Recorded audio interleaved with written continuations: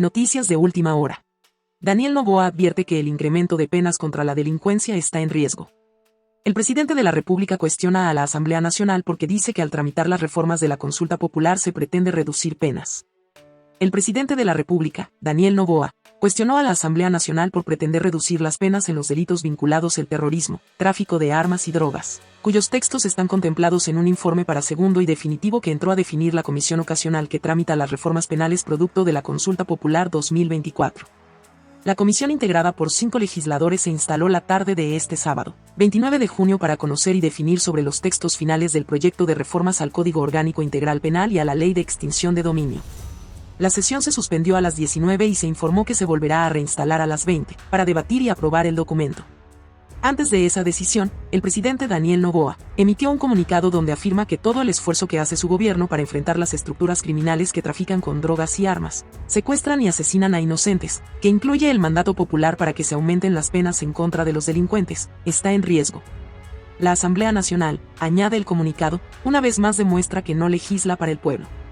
Más de un mes de que envió el proyecto de ley orgánica para la aplicación de consulta popular y referéndum del 21 de abril de 2024, que incluye el aumento de penas por delitos vinculados al terrorismo, tráfico de armas y drogas, la comisión especializada emitió hoy el informe para segundo debate.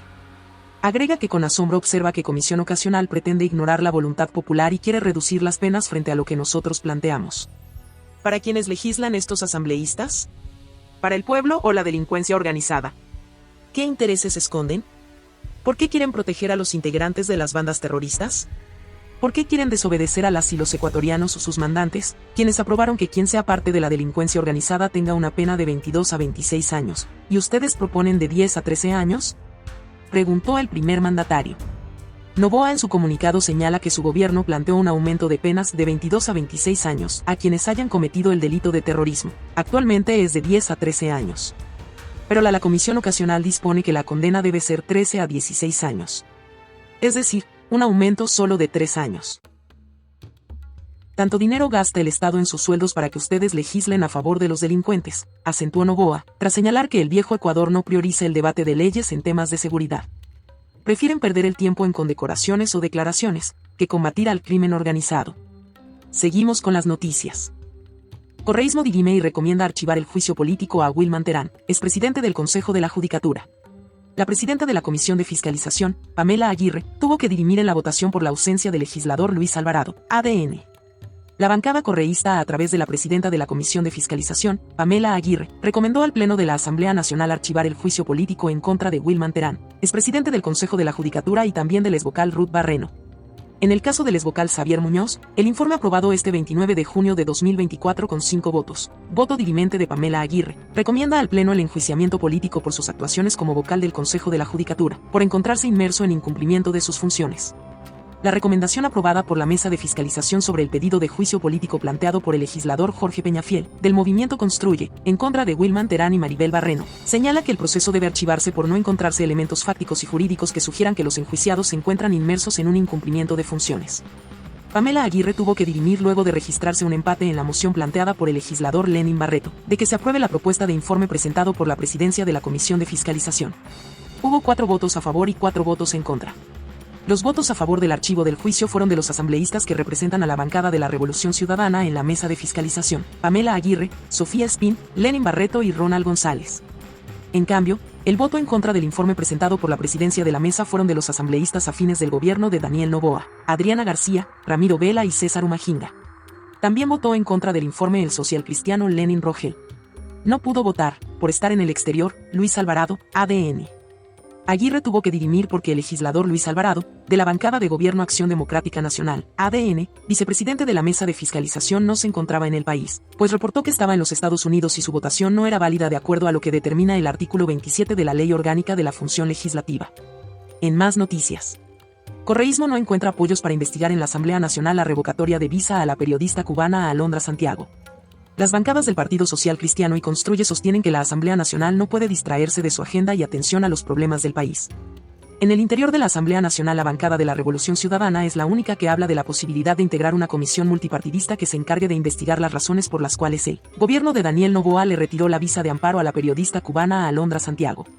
Las legisladoras correístas Sofía Espín y Jaire Noriega condenaron la decisión del régimen de retirar la visa a Santiago. Señalaron que su bloque analizó el caso y se habla de la posibilidad de llevar el tema a la Asamblea Nacional y encargar su investigación a una comisión multipartidista.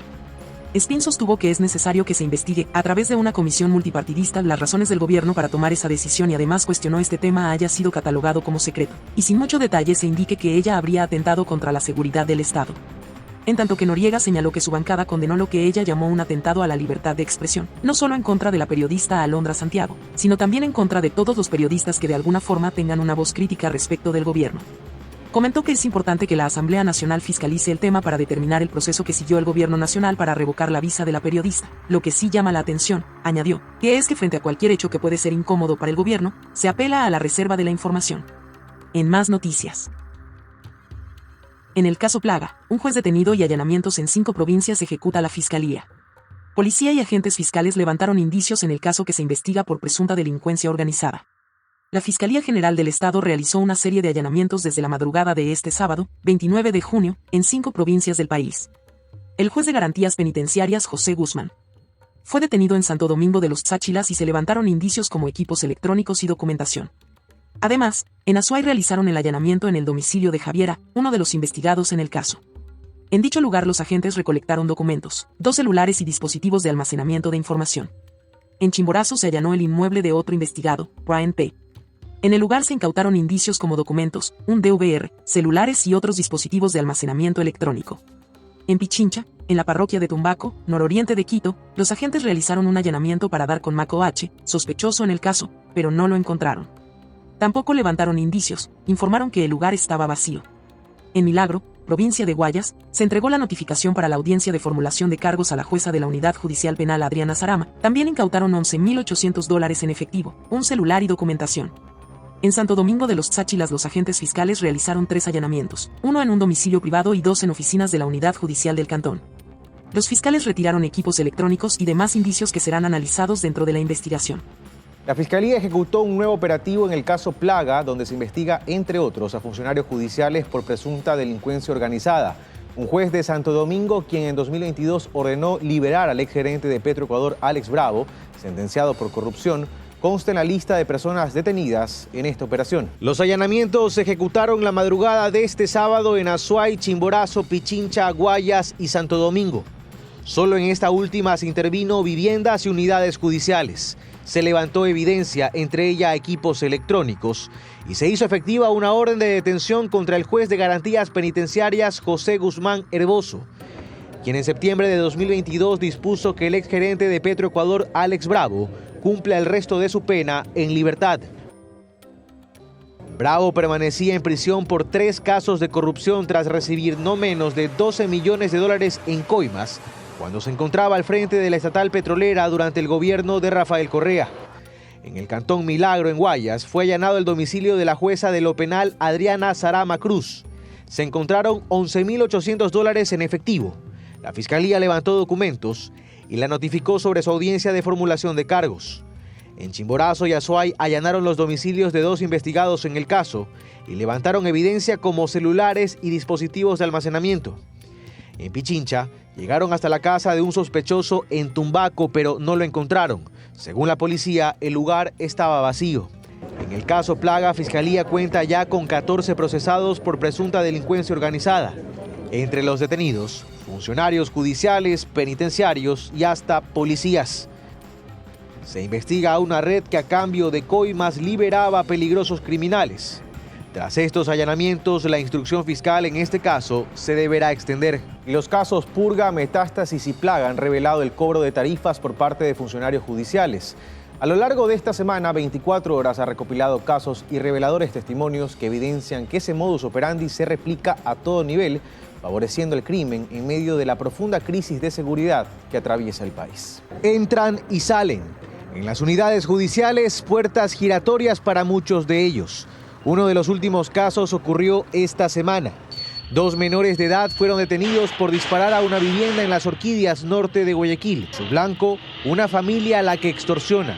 La policía actuó, los detuvo. Y esperamos de que la respuesta judicial sea el aseguramiento y la detención y el internamiento de los menores de edad. Pero no ocurrió. A las pocas horas ambos salieron y regresaron a amedrentar a quienes los habían denunciado. Casos como este ahondan la ya profunda crisis de confianza en la que ha caído el sistema de justicia. Según una última encuesta de Click Report, 9 de cada 10 personas a nivel nacional desaprueba la gestión de fiscales y jueces. Antes creíamos y percibíamos que había una justicia corrupta. Hoy ya no existen dudas, existen todas las pruebas. Y ese malestar es fácilmente percibido en las calles. Costa, sierra, por igual. Para mí la justicia, una podredumbre. Disculpe la expresión, pero ese es el malestar que yo siento en mi ciudad. Simple y llanamente hay que combatir la delincuencia encorbatada. El presidente del Consejo de la Judicatura admite que casos como Metástasis y Purga revelaron que jueces se han vendido al mejor postor, pero cree que también hay una responsabilidad compartida con fiscales y policías. Si la policía no hace bien un procedimiento, si el fiscal no lleva un buen proceso, no lleva pruebas, ¿qué tiene que hacer el juez? Poner en libertad. Desde la academia se propone una reforma al sistema de justicia, poniendo atención al servicio de cárceles, a la práctica profesional de abogados y al Consejo de la Judicatura.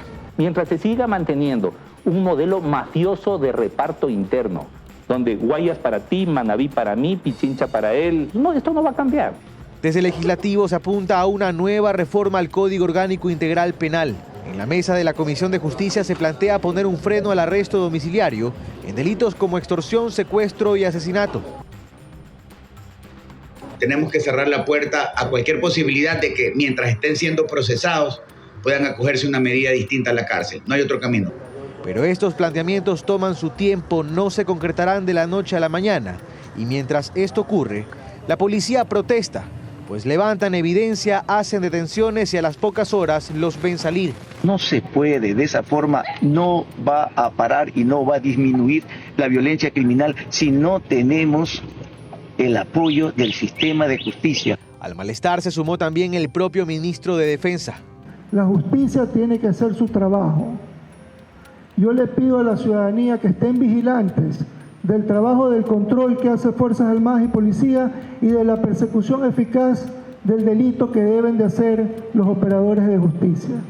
Y a ustedes los medios también, que investiguen, que los expongan. Audios recopilados por este noticiero han desnudado lo que es una realidad en algunas unidades. La justicia tiene precio. Ese día yo le dije al fiscal, doctor, ¿y cómo hacemos con el juez? Él me dijo, yo me arreglo con él. No sé cómo harán ellos sus negocios internos. Si va a necesitar, como le digo, abogado y va a necesitar plata. Normalmente les piden creo que $2,000 o $1,500, porque el abogado es el que tiene que transar con el juez. En unidades judiciales fronterizas no es diferente. Un agente de inteligencia de la policía revela que en el sur del país hay una pelea por el control del Golfo para el tráfico de armas, municiones, y que ahí la batalla contra el crimen se vuelve más complicada con una justicia cooptada. Acá hay tarifas inclusive por los horarios de las audiencias, cuando ya está por finalizar la flagrancia o pasada la flagrancia para que no pueda surtir efecto. Todo eso tiene un precio. Ya saben cómo llegarle a jueces fiscales y de forma inmediata procurar su libertad. Caemos en un sistema totalmente dominado por el narcotráfico, dominado por la delincuencia. Es el diagnóstico de una crisis de seguridad que lleva a la impunidad como su bandera. El caso Metástasis, que investiga delincuencia organizada en el sistema de justicia, se queda sin juez. Este viernes, el juez nacional encargado Julio César Inga aceptó la excusa que presentó el magistrado Felipe Córdoba, quien llevó el proceso durante 6 meses. En una carta, Córdoba señala que en estos últimos días ha recibido ataques, cuestionamientos e imputaciones por parte de los procesados, puntualmente del expresidente de la Judicatura Wilman Terán y de Daniel Salcedo Bonilla. Ahora la Corte Nacional de Justicia deberá escoger vía sorteo al conjuez que asuma el caso.